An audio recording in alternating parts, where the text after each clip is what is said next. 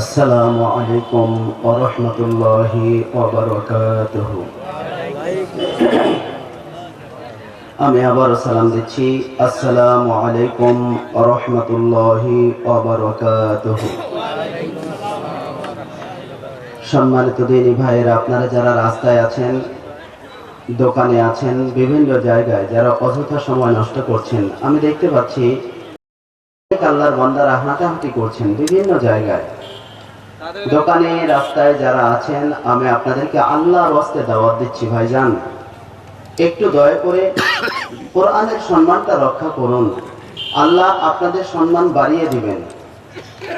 যারা রাস্তায় আছেন, দোকানে, বিভিন্ন জায়গায় অযথা সময় নষ্ট করছেন, আমি আপনাদেরকে আল্লাহর ওয়াস্তে দাওয়াত দিচ্ছি, কোরআনের মাহফিলের সামিয়ানার নিচে আসুন। দেখেন, আমরা বলি যে এটা জান্নাতের বাগান, একটু উপরের দিকে তাকিয়ে দেখেন যত সুন্দর করে সামিয়ানা করা হয়েছে, মনে হচ্ছে ফুল সজ্জা, ফুল দিয়ে সাজিয়ে গোটা ময়দানটা সুসজ্জিত করে ফেলা হয়েছে। সুবহানাল্লাহ।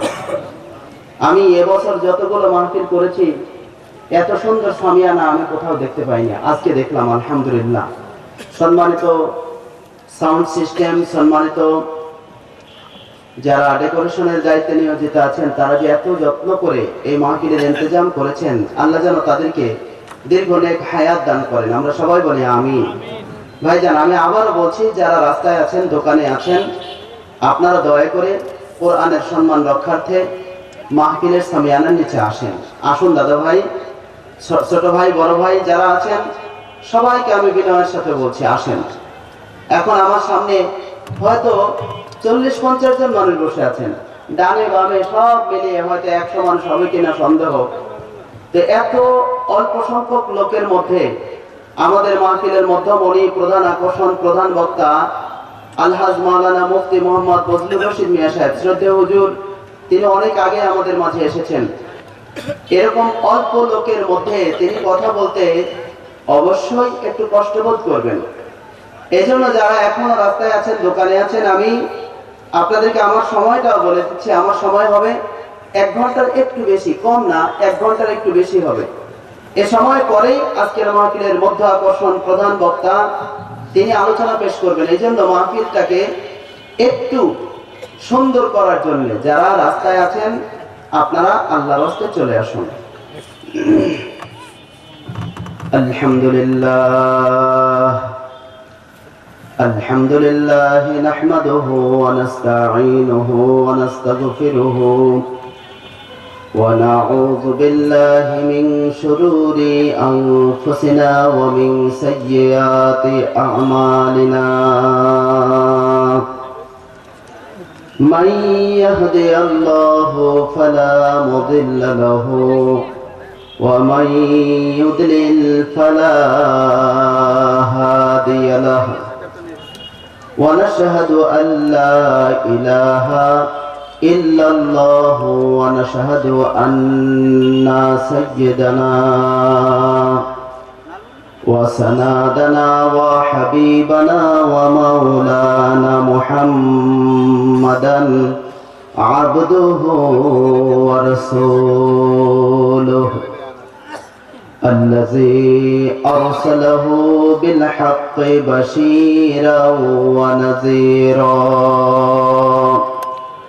وداعيا إلى الله بإذنه وسراجا منيرا فقد قال الله تعالى في كلامه المجيد والفرقان الحميد محبت সকলেই পাঠ করুন আউযু বিল্লাহি মিনাশ শাইতানির রাজীম বিসমিল্লাহির রাহমানির রহিম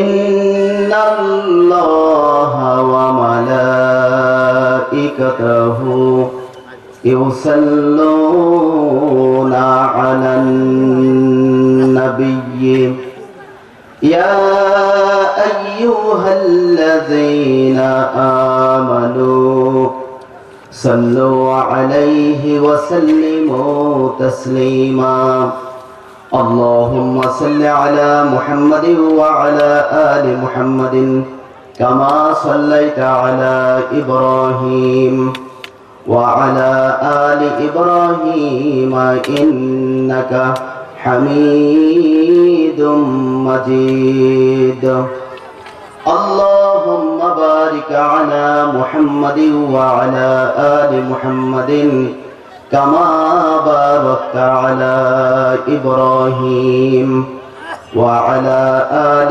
إبراهيم إنك حميد مجيد بلغ العلا بكماله كشف الدجى بجماله حسنت جميع خصاله صلوا عليه وآله اللهم آمين ربنا ظلمنا أنفسنا وإن لم تغفر لنا وترحمنا لنكونن من الخاسرين রব্বুল আলামিন ঐতিহ্যবাহী দক্ষিণ মহেশপুর হাজীপাড়া জামে মসজিদ ও এলাকাবাসীর উদ্যোগে আয়োজিত আজকের দশম বার্ষিকী তাফসীরুল কোরআন মাহফিলের সামিয়ানার নিচে বসে আমি গুনাহগার আপনার কতিপয় মুহিব্বিন সালিহিন বান্দা এবং বান্দীদের সঙ্গে করে নিয়ে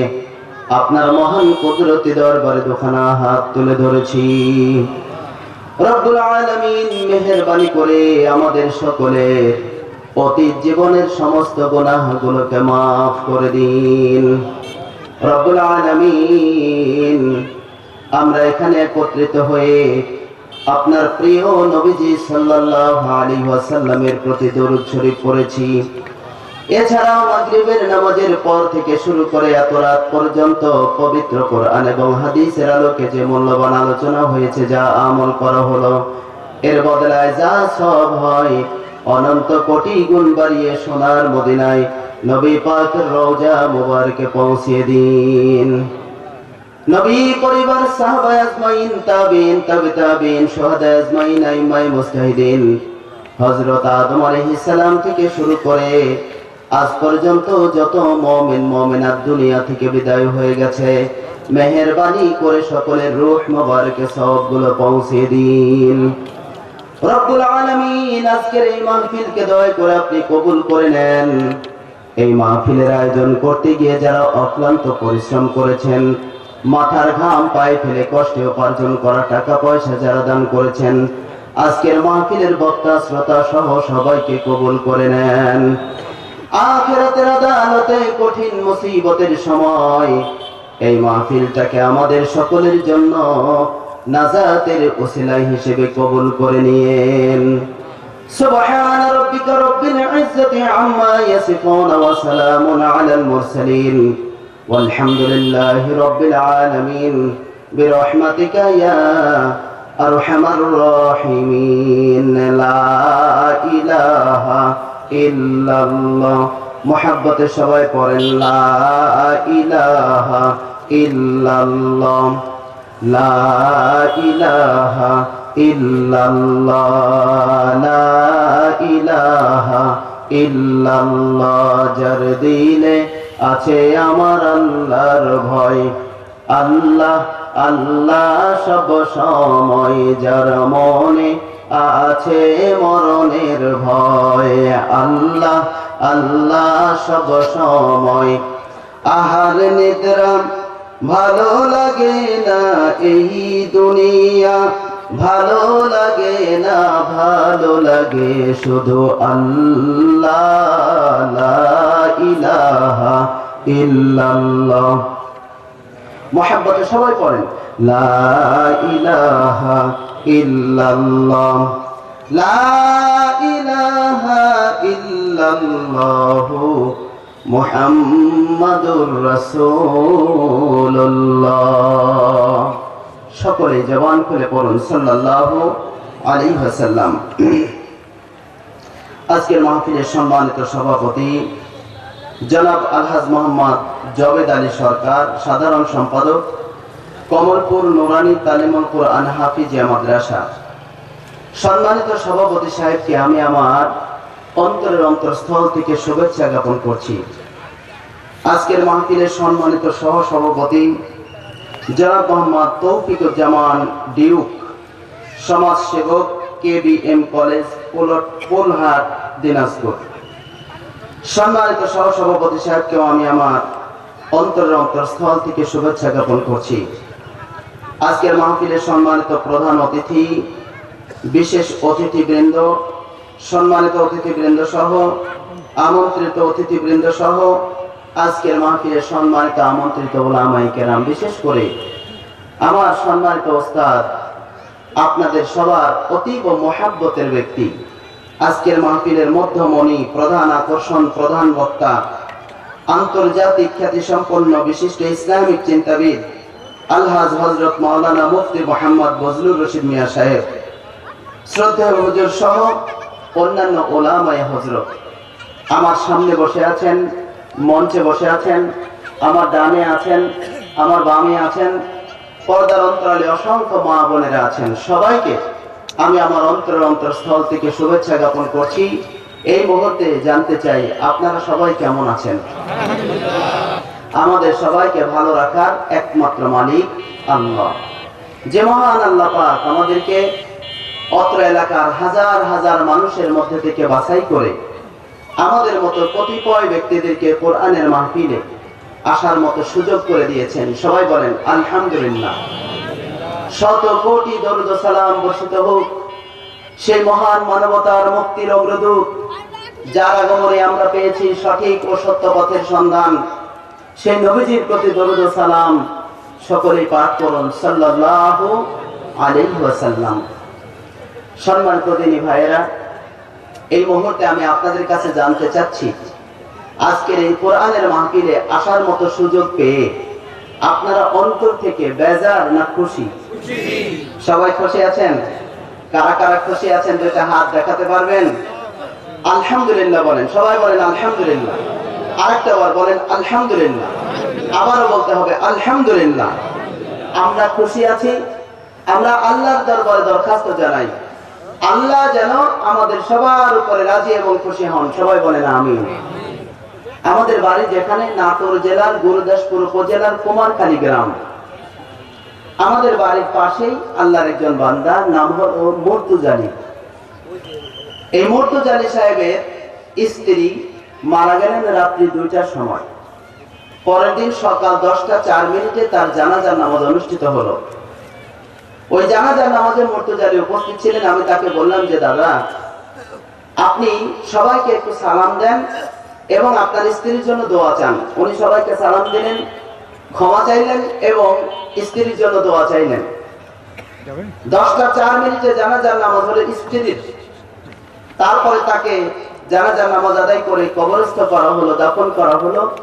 এরপরে জোহরের নামাজ পড়ার জন্য আল্লাহর ওই বান্দা মুর্তুজা আলী ইমামের পেছনে জোহরের নামাজের নিয়ত করেছেন। অসুস্থ হয়ে পড়েছেন, কিছুক্ষণ পরে তিনি ইন্তেকাল করলেন। ঈশার নামাজের পরে তার জানাজার নামাজ অনুষ্ঠিত হলো। এখন আমি আপনাদের সবার কাছে জানতে চাই, বলেন তো, এই মুর্তুজা আলী সাহেব উনি কি জানতেন যে রাত্রিতে তার স্ত্রীর মৃত্যু হবে আর দুপুরবেলা তার মৃত্যু হবে? এটা কি উনি জানতেন? জানতেন না। আমরা কি কেউ জানি? আমরা কেউ জানি না। পবিত্র কুরআনুল কারীমের সূরা লুকমান, এই সূরা লুকমানের সর্বশেষ আয়াত 34 নম্বর আয়াত। এই 34 নম্বর আয়াতের মধ্যে আল্লাহ রাব্বুল আলামিন বলছেন, কিয়ামত কখন হবে এ বিষয়ের জ্ঞান একমাত্র আল্লাহর নিকট। কিয়ামত কখন হবে এ বিষয়ের জ্ঞান একমাত্র আল্লাহর কাছে, আল্লাহ ছাড়া আর কেউ জানে না। 2 নম্বর, বৃষ্টিপাত কোথায়, কখন, কতটুকু হবে এ বিষয়ের জ্ঞান একমাত্র আল্লাহর হাতে, আল্লাহ ছাড়া আর কেউ জানে না। 3 নম্বর, মায়ের পেটে কি আছে, ছেলে সন্তান নাকি মেয়ে সন্তান, নেকামলকারী নাকি বদামলকারী, আল্লাহ পাকের প্রিয় বান্দা হবে নাকি আল্লাহর নাফরমান বান্দা হবে, এটা দুনিয়ার কোনো মানুষ বলতে পারবে না। এটা একমাত্র আমার আল্লাহ রাব্বুল আলামিন জানেন। 4 নাম্বার, আগামীকাল সে কি উপার্জন করবে এটা একমাত্র আল্লাহ তাআলা জানেন। আর 5 নম্বর, পৃথিবীর কোন জায়গায় তার মৃত্যু হবে এ বিষয়ে একমাত্র আল্লাহ তাআলা জানেন, আল্লাহ ছাড়া আর কেউ জানেন না। পবিত্র কোরআনের সূরা আল-লুকমানের 34 নম্বর আয়াতের মধ্যে আমরা জানতে পারলাম 5টা বিষয়ের জ্ঞান একমাত্র আল্লাহর হাতে। সবাই বলেন কয়টা বিষয়ের? 5টা। কিয়ামত কখন হবে, বৃষ্টিপাত কোথায় হবে, মায়ের পেটে কি আছে, আগামীকাল সে কি উপার্জন করবে, আর পৃথিবীর কোন জায়গায় ফি আইয়ি আরদিন তামুত, পৃথিবীর কোন জায়গায় তার মৃত্যু হবে এটা একমাত্র আল্লাহ ছাড়া আর কেউ জানে না। সম্মানিত হাজিরিন, সম্মানিত মুরব্বী বাবাজিরা, যুবক ভাইয়েরা, পর্দার অন্তরালে অবস্থানরত মা এবং বোনেরা, আমরা হলাম সবাই আল্লাহর বান্দা, আল্লাহর গোলাম। আমাদের দায়িত্ব হচ্ছে গোলামি করা, আমাদের দায়িত্ব হলো দাসত্ব করা। কার? সবাই আওয়াজ দিয়ে বলেন কার? আল্লাহর দাসত্ব করা। পবিত্র কোরআনে আল্লাহ তাআলা বলেন, ফাদখুলি ফি ইবাদি ওয়াদখুলি জান্নাতি। আল্লাহ তাআলা বলেন, বান্দারে তোমরা আমার ইবাদতে দাখিল হও এবং আমার জান্নাতে প্রবেশ করো।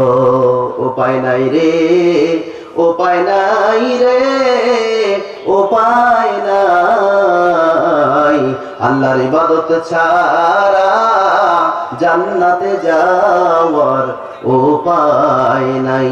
সবাই বলেন উপায় নাই রে, উপায় নাই রে, উপায় নাই, আল্লাহর ইবাদত ছাড়া জান্নাতে যাওয়ার উপায় নাই। জবান খুলে বলেন উপায় আছে। আল্লাহর জান্নাতে যাওয়ার উপায় একটাই, সেটা আল্লাহর ইবাদত করা। পবিত্র কোরআনে আমার আল্লাহ বলেন, ফাদখুলি ফি ইবাদি ওয়াদখুলি জান্নাতি। হে আমার বান্দা এবং বান্দিরা, তোমরা আমার ইবাদতে দাখিল হও এবং আমার জান্নাতে প্রবেশ করো। এ কথা আল্লাহ। সবাই বলেন এ কথা কার? এখন যারা মনে মনে ধারণা করেছে যে আমরা ইবাদত বন্দেগী না করেই আল্লাহর জান্নাতে যাব, আপনারা বলেন তাদের ধারণা ঠিক না ভুল? আল্লাহর ইবাদত না করে জান্নাতে যাওয়া যাবে না, সম্ভব নয়, অসম্ভব ব্যাপার। কোন ছাত্র পরীক্ষার হলে গিয়ে যদি মনে করে আমি প্রশ্নের উত্তর একটাও লিখবো না কিন্তু গোল্ডেন A+ পাবো, ওই ছাত্রের চিন্তা সঠিক না ভুল? ভুল। ও কোশ্চেন কালো বাদলে যা করতে পারবে না। আমরা যারা লেখাপড়া করেছি, যারা লেখাপড়া করতেছে, যেমন SSC পরীক্ষা, ইন্টারমিডিয়েট পরীক্ষা, BA পরীক্ষা, MA পরীক্ষার যখন সময় হয়, পরীক্ষার হলে যাওয়ার পরে কোশ্চেন পাওয়া যায়, প্রশ্নপত্র পাওয়া যায়। পরীক্ষার হলে যাওয়ার আগ পর্যন্ত কিন্তু প্রশ্নপত্র পাওয়া যায় না। কিন্তু আমার আল্লাহ তাআলা পবিত্র কোরআনুল কারীম নামক এই প্রশ্নপত্র মরণের আগেই আল্লাহ তাআলা আমাদের হাতে দিয়ে দিয়েছেন। সুবহানাল্লাহ। প্রস্তুতি গ্রহণ করার জন্য আল্লাহ প্রশ্নপত্র আমাদেরকে আগেই দিয়েছেন। কোন কোন কাজ করলে জান্নাতে যাওয়া যাবে সব বিষয় আল্লাহ তাআলা পবিত্র কোরআনে স্পষ্ট জানিয়ে দিয়েছেন। ঝ্যানঝ্যান যেন না করে, চিকন না করে, একটু মোটা করে দাও। সম্মানিত ভাইয়েরা আমার, আসুন আমরা এমন কিছু আলোচনা করি যে আলোচনার দ্বারা আমাদের কল্যাণ হয়, আমরা যেন জান্নাতের মেহমান হতে পারি। আল্লাহ যেন তৌফিক দেন। সবাই জবান করে বলেন আমিন। সম্মানিত ভাইয়েরা আমার, পর্দার অন্তরালে অসংখ্য মা বোনেরা রয়েছেন। আমার মা বোনেরা একটু খেয়াল করবেন, আপনাদের এটা হলো দক্ষিণ মহেশপুর হাজীপাড়া জামে মসজিদ। এটা কোন থানা? কোন থানা? সদর, দিনাজপুর সদর থানা। দিনাজপুর সদর থানা, দিনাজপুর। এই দিনাজপুরের আল্লাহর একজন বান্দা MA পাস করেছে, অনার্স মাস্টার্স ডিগ্রি পাস করার পরে তার ভাগ্যে সরকারি কোনো চাকরি জুটে নাই। উনি চলে গেছেন ঢাকায়, রাগ করে ঢাকায় চলে গেছেন যে আমার ভাগ্যে সরকারি চাকরি নাই, কি করবো আর বসে থেকে যাই, দেখি ঢাকা যাই কোন কর্ম পাই কিনা। অনেক কষ্ট করে খোঁজাখুঁজির পর একটা প্রাইভেট কোম্পানিতে চাকরি পেয়েছেন।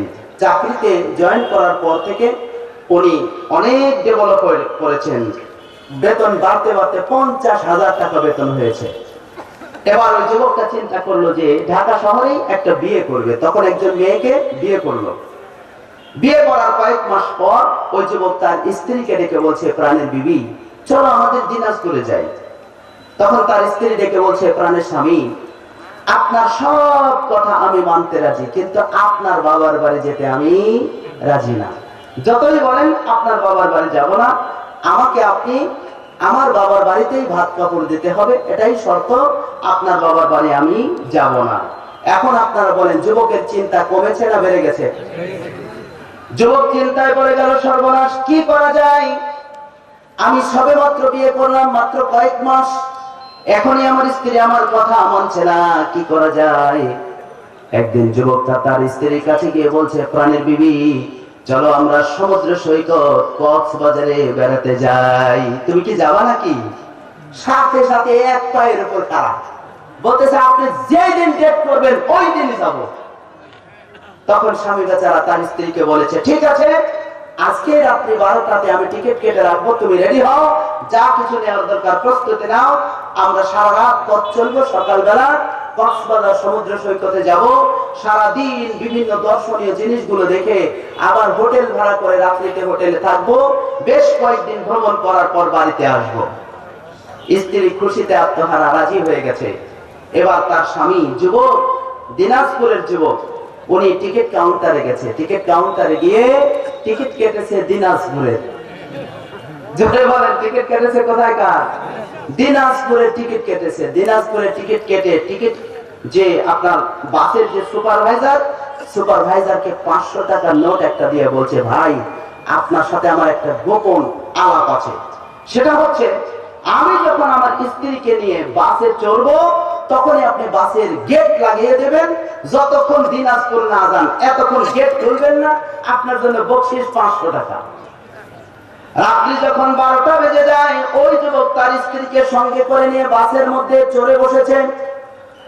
সাথে সাথে সুপারভাইজার বাসের দরজা আটকে দিয়েছে, গেট লক করে দিয়েছে। দীর্ঘ 1 ঘন্টা 2 ঘন্টা পথ চলতেছে, বাস ছুটে চলতেছে। এবার ওই যুবকের স্ত্রী তার স্বামীকে ডেকে বলে, প্রাণের স্বামী আমার তো সন্দেহ হচ্ছে, বাস যাওয়ার কথা পূর্ব দিকে কিন্তু বাস যায় পশ্চিম দিকে, ব্যাপার কি? তখন যুবক বলতেছে, রে আমার প্রাণের বিবি, তুমি আমার মহব্বতের স্ত্রী, চিন্তা করো না, সময় মতো আমরা জায়গা মতো পৌঁছে যাব, এখন তো রাত, চিন্তা করার কোনো দরকার নাই। 3 ঘন্টা 4 ঘন্টা 5 ঘন্টা পর হঠাৎ করে বাসটা যখন থেমে গেছে, সুপারভাইজার বাসের গেট খুলে দিয়েছে। এবার ওই যুবক আর তার স্ত্রী বাস থেকে নেমেছে। নামার পরে এবার মহিলা একটা ব্যানারের দিকে তাকিয়ে দেখে, দিনাজপুর সদর, দিনাজপুর সদর, দিনাজপুর। 2 চোখের পানি ফেলে কাঁদতেছে আর বলতেছে, প্রাণের স্বামী আমরা যেতে চাইলাম সমুদ্র সৈকত কক্সবাজারে, কিন্তু আমরা দিনাজপুর আসলাম কেমনে? যুবক ডাকতে বলে, প্রাণের বিবি তোমাকে আমি অনেক বুঝিয়েছি, আমার বাবার বাড়ি যাওয়া লাগবে, তুমি রাজি হও নাই। আমি কৌশল করে দিনাজপুরে টিকিট কেটেছি দিনাজপুরের, আর কি কোনোদিন কক্সবাজার যাওয়া যায়? কক্সবাজারে তো টিকিটই কাটে নাই রে, টিকিট কেটেছি দিনাজপুরে, তাই দিনাজপুরে এসে গেছি। এখন আফসোস করে আর তোমার কোনো লাভ নাই, তোমার বাবাও নাই এখানে, তোমার মাও নাই, তোমার ভাই নাই, তোমার বোন নাই, এখন আমার সাথে তুমি যাবে কিনা বলো? চোখের পানি ফেলে আর বলতেছে, প্রাণের স্বামী এখন তো আপনার সাথে না যেয়ে আমার আর কোনো উপায় নাই। আমার সম্মানিত যুবক ভাইরা, আমার যুবতী বোনেরা, আমাদের মধ্যে অধিকাংশই আল্লাহর বান্দারা জাহান্নামের টিকিট কেটে তারা বসে আছে আর জান্নাতে যাওয়ার স্বপ্ন দেখতেছে। জোরে বলেন, এরকম লোক আছে না নাই? নামাজ পড়ে না, রোজা রাখে না, হজ করে না, যাকাত দেয় না, তাসবিহ তাহলিল জিকির আজকার করে না, হালাল খায় না, সব সময় সুদের কারবার করে, মালে ভেজাল দেয়, ওজনে কম দেয়, মানুষ ঠকায়, মানুষ হত্যা করে, মানুষকে বিপদে ফেলে, মানুষের অর্থ সম্পদ আত্মসাৎ করে, জাহান্নামের টিকিট কেটে বসে আছে আর জান্নাতে যাওয়ার স্বপ্ন দেখে। বলেন, এরকম লোক আমাদের সমাজে আছে না নাই? জাহান্নামে যাওয়ার টিকিট কেটে বসে আছে আর স্বপ্ন দেখে যাবে কোথায়? জান্নাতে। আপনারা বলেন, যারা জাহান্নামের টিকিট কেটে বসে আছে আর জান্নাতে যাওয়ার স্বপ্ন দেখে, তাদের জান্নাতে যাওয়ার স্বপ্ন কি পূরণ হবে? কখনো নয়। এই জন্য আমার ভাইরা, জান্নাতে যেতে হলে জান্নাতে যাওয়ারই টিকিট কাটা লাগবে। চিল্লায় বলা লাগবে, কিসের টিকিট? জান্নাতের টিকিট। একটু আওয়াজ দিয়ে বলেন, কিসের টিকিট? জান্নাতের টিকিট। এখন জান্নাতের টিকিট আমরা পাবো কোথায় ভাই? জান্নাতের টিকিট কোথায় আছে? আমার আল্লাহ পবিত্র কোরআনে বলে দিয়েছেন নাকি দেননি? বলে দিয়েছেন। পবিত্র কোরআনুল কারীমে আমার আল্লাহ রাব্বুল আলামিন বলেন, ইন্নাল্লাযীনা আমানু ওয়া আমিলুস সালিহাতি কানাত লাহুম জান্নাতুল ফিরদাউসি নুজুলা খালিদিনা ফিহা লা ইয়াবগুনা আনহা হিওয়ালা। জওয়ান খুলে বলেন আল্লাহু আকবার। আল্লাহ তাআলা বলেন, নিশ্চয় যারা ঈমান এনেছে, ঈমান আনার পরে যারা নেক আমল সমূহ সম্পাদন করবে, তাদের আপ্যায়নের জন্য রয়েছে জান্নাতুল ফিরদাউস। ওই জান্নাতুল ফিরদাউসে তারা অনন্তকাল, চিরকাল থাকবে। সেখান থেকে তারা কোনোদিন বের হতে চাইবে না। আর আল্লাহ রাব্বুল আলামিন তাদেরকে ওই জান্নাত থেকে কখনোই বের করে দিবেন না। সুবহানাল্লাহ। তাহলে যদি আল্লাহর কোন বান্দা এবং বান্দী জান্নাতে যেতে চায়, ইন্নাল্লাযীনা আমানু, নিশ্চয় তাকে ঈমান গ্রহণ করতে হবে। নিশ্চয় যারা ঈমান এনেছে, এই দুনিয়ার জমিনে যারা ঈমান এনেছে, তারা প্রয়োজন বোধে জীবন দিয়ে দেয়, কিন্তু ঈমান দেয় না। জোরে বলা লাগবে, বলেন কথা ঠিক কিনা? বিগত কয়েক বছর আগে আমাদের বাংলাদেশে যখন আন্তর্জাতিক ট্রাইব্যুনাল গঠন করা হলো, এই ট্রাইব্যুনালে বিচার করা হলো। বাংলাদেশের সবচেয়ে বড় বিচারপতি যারা, তারা বিচারে রায় দিল, কয়েকজন ব্যক্তিকে ফাঁসির রায় দিল। ফাঁসির রায় দেওয়ার পরে তাদেরকে ডেকে বলছে, হুজুর, আপনাদের জন্য একটা রাস্তা খোলা আছে, সেটা হলো রাষ্ট্রপতির কাছে আপনারা জীবন ভিক্ষা চাইতে পারেন। রাষ্ট্রপতি ইচ্ছা করলে আপনাদেরকে মাফও করে দিতে পারে। তখন তারা বলেছিলেন যে প্রয়োজনে ফাঁসিতে ঝুলে আমাদের জীবন দিয়ে দেব, কিন্তু এই জীবন ভিক্ষা চেয়ে আমাদের মহামূল্যবান ঈমানটাকে আমরা নষ্ট করতে চাই না। একজন ব্যক্তিও তারা রাষ্ট্রপতির কাছে জীবন ভিক্ষা চান নাই, তারা ফাঁসিতে ঝুলে দুনিয়া থেকে শহীদ হয়ে গেছেন। চিল্লায় বলেন আল্লাহু আকবার। আল্লাহু আকবার বলতে আপনাদের কষ্ট লাগতেছে? একটু জোরে বলেন না, আল্লাহু আকবার।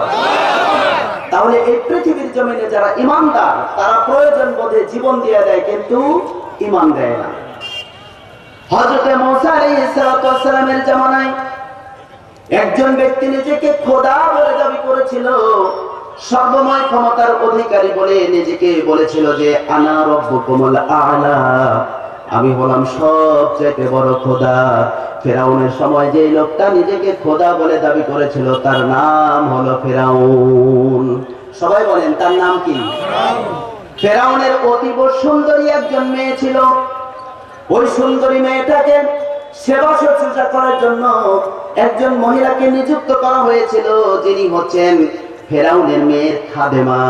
এই ফেরাউনের মেয়ের খাদেমা ফেরাউনের মেয়ের সেবা শুশ্রূষা করতেন, তার সমস্ত কাজে সহযোগিতা করতেন। একদিন ওই খাদেমা ফেরাউনের মেয়ের চুল আঁচড়াতে ছিলেন। চুল আঁচড়িয়ে দেওয়ার সময় হঠাৎ করে তার হাত থেকে চিরুনিটা ফসকে মাটিতে পড়ে যায়। যখন চিরুনিটা মাটিতে পড়ে গেল, ওই খাদেমা চিরুনিটা ওঠানোর সময় বিসমিল্লাহ বলে চিরুনিটা হাতে নিলেন। সঙ্গে সঙ্গে ফেরাউনের মেয়ে শুনতে পেল। শোনার পরে বলতে লাগলো, রে আমার খাদেমা, তুমি চিরুনিটা ওঠানোর সময় কি বললে, আমি একটু জানতে চাই। তখন ওই মহিলা ডেকে বললেন, আমি বিসমিল্লাহ বলেছি, আল্লাহর নামে আমি চিরুনিটা উঠিয়েছি। সঙ্গে সঙ্গে ফেরাউনের মেয়ে বলল, আল্লাহর নামে মানে কি? কোন আবার আল্লাহ? আমার আব্বাই তো আল্লাহ। জোরে বলেন নাউজুবিল্লাহ। আমার বাবা ফেরাউনই তো আল্লাহ, তুমি আবার কোন আল্লাহর নামে এই চিরুনিটা উঠালে? তখন ওই খাদেমা বলতে লাগলেন, ওগো আল্লাহর বান্দি, তুমি শোনো, আমি সেই আল্লাহর নামে চিরুনিটা হাত দিয়ে উঠিয়েছি, যিনি আমারও আল্লাহ, তোমারও আল্লাহ, তোমার বাবা ফেরাউনেরও আল্লাহ। চিল্লায় বলেন আল্লাহু আকবার। সঙ্গে সঙ্গে ফেরাউনের মেয়ে বিষয়টা আর গোপন রাখলো না। খবরটা তার বাবার কাছে দিল। ফেরাউনের মেয়ে তার আব্বাকে ডেকে বলে, আব্বা, যে মহিলাটাকে আমার খাদেমা হিসেবে আপনি নিযুক্ত করেছেন, ওই মহিলা নাকি এক আল্লাহর উপর ঈমান এনেছে। সঙ্গে সঙ্গে ফেরাউন রাজদরবারে চলে আসলো। আসার পরে ওই খাদেমাকে ডেকে বলল, রে খাদেমা, তুমি বলো, তুমি নাকি এক আল্লাহর প্রতি ঈমান এনেছো? সঙ্গে সঙ্গে ওই খাদেমা ডেকে বললেন, ওগো ফেরাউন, আমি এক আল্লাহ তাআলার প্রতি ঈমান এনেছি। সুবহানাল্লাহ। ফেরাউন ডেকে বলল, রে খাদেমা, এত বড় স্পর্ধা তোমার, তুমি যদি ঈমান ত্যাগ করো তোমার রক্ষা আছে, আর যদি ঈমান ত্যাগ না করো তোমাকে এমন শাস্তি দেব পৃথিবীর অন্য কেউ যেন আর এরকম দুঃসাহস করতে না পারে। তখন এই মহিলা দু চোখের পানি ফেলে কাঁদতেছেন আর বলতেছেন, ওগো ফেরাউন, আমার জীবন চলে যেতে পারে, কিন্তু আমি যে আল্লাহর প্রতি ঈমান এনেছি ওই ঈমান আমি কখনো ত্যাগ করব না। আল্লাহু আকবার বলেন। ফেরাউন তখন তার বাহিনীদেরকে বলল, রে আমার বাহিনীরা, তোমরা তামা দিয়ে একটা বড় গরু তৈরি করো, ওই গরুর ভেতরে ফাঁকা অংশ থাকবে, তারপরে দাও দাও করে জ্বলন্ত আগুন জ্বালিয়ে দাও। তামার তৈরি গরুটা যখন টকবগে আগুনে পরিণত হয়ে যাবে, ওই খাদেমার প্রথম সন্তানকে ধরে আগুনের মধ্যে ফেলে দিয়ে তাকে হত্যা করো।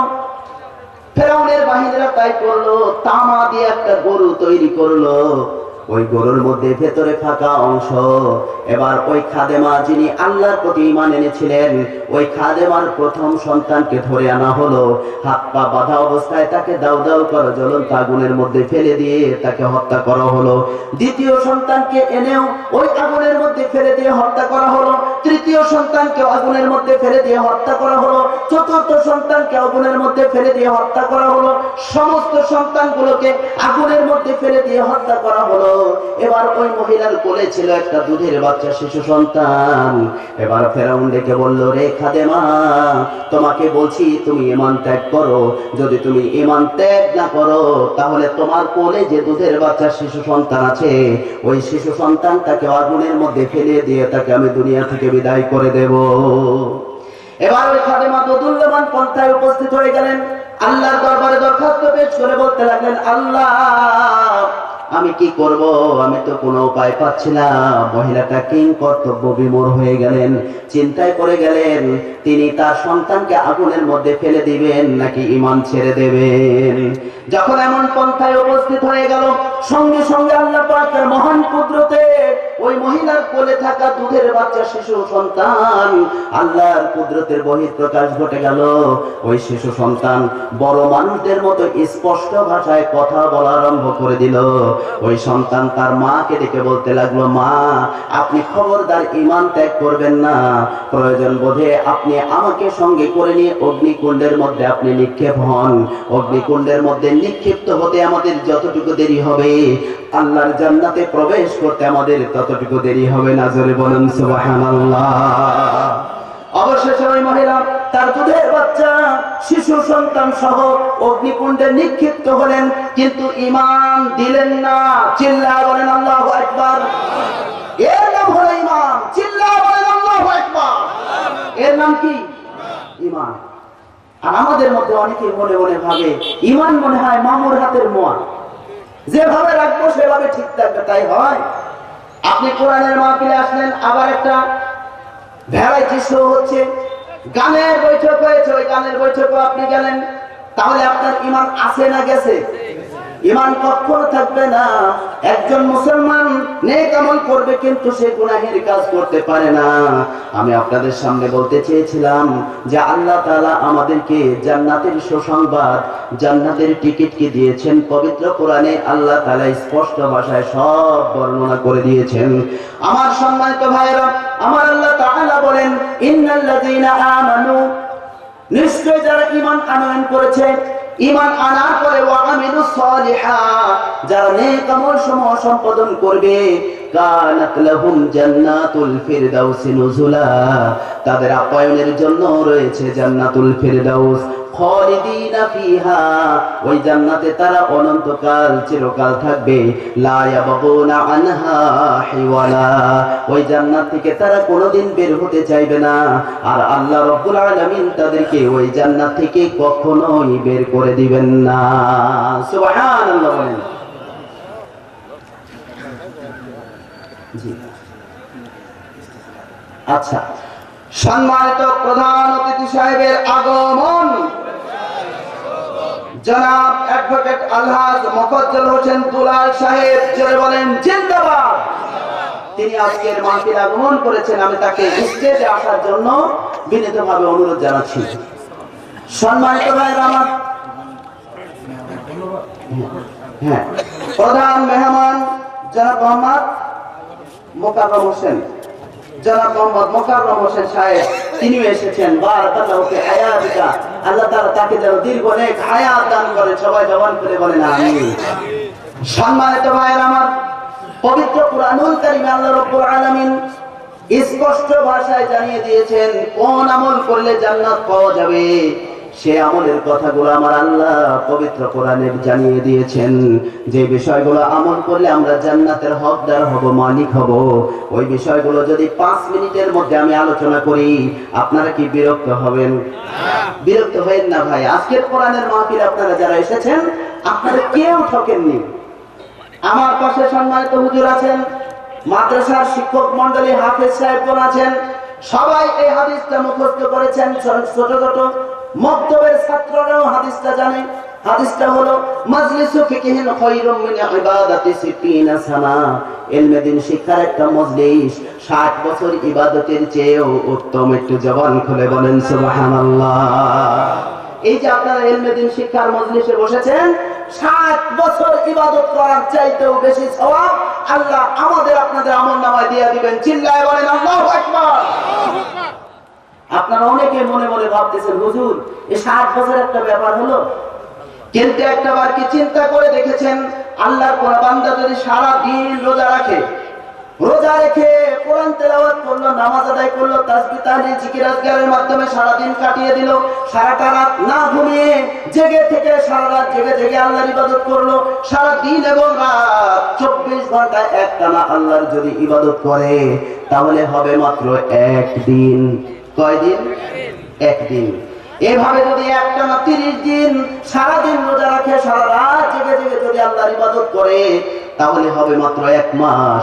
এভাবে যদি 12 মাস 365 দিন যদি কেউ একটানা সারা দিন রোজা রাখে, সারা রাত জেগে জেগে যদি ইবাদত করে, ওই ব্যক্তি আমলনামায় সওয়াব পাবে 1 বছর ইবাদতের। এমনি ভাবে 1 বছর, 2 বছর, 3 বছর, 4 বছর, 5 বছর করতে করতে সুদীর্ঘ 60 বছর যদি কেউ একটানা আল্লাহর ইবাদত করে, সারা দিন রোজা রাখে, সারা রাত জেগে জেগে যদি আল্লাহর ইবাদত করে, ওই ব্যক্তি অর্থাৎ যে ব্যক্তি 60 বছর একটানা রোজা রাখলো, একটানা সারা রাত জেগে জেগে আল্লাহর ইবাদত করলো, ওই ব্যক্তির আমলনামায় যে সওয়াব হবে, ইলমে দ্বীন শিক্ষার মজলিসে যারা বসবেন, আল্লাহ তাআলা তাদের আমলনামায় ওই ব্যক্তির চাইতে বেশি সওয়াব দিবেন। চিল্লায় বলেন আল্লাহু আকবার। তাহলে কোরআনের মাহফিলের মর্যাদা, কোরআনের মাহফিলের সম্মান কম না বেশি?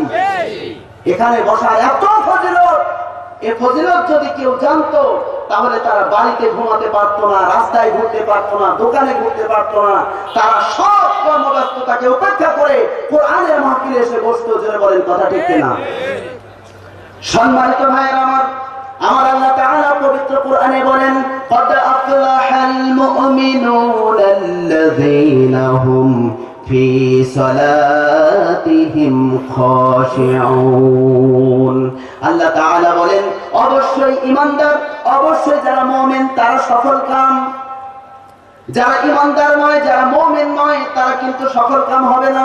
যারা হিন্দু, যারা বৌদ্ধ, যারা খ্রিস্টান, যারা ইহুদি, যারা কাফের, যারা বেঈমান, যারা নাস্তিক, যারা মুরতাদ, যারা বেঈমান, এরা কেউ সফল কাম হবে না।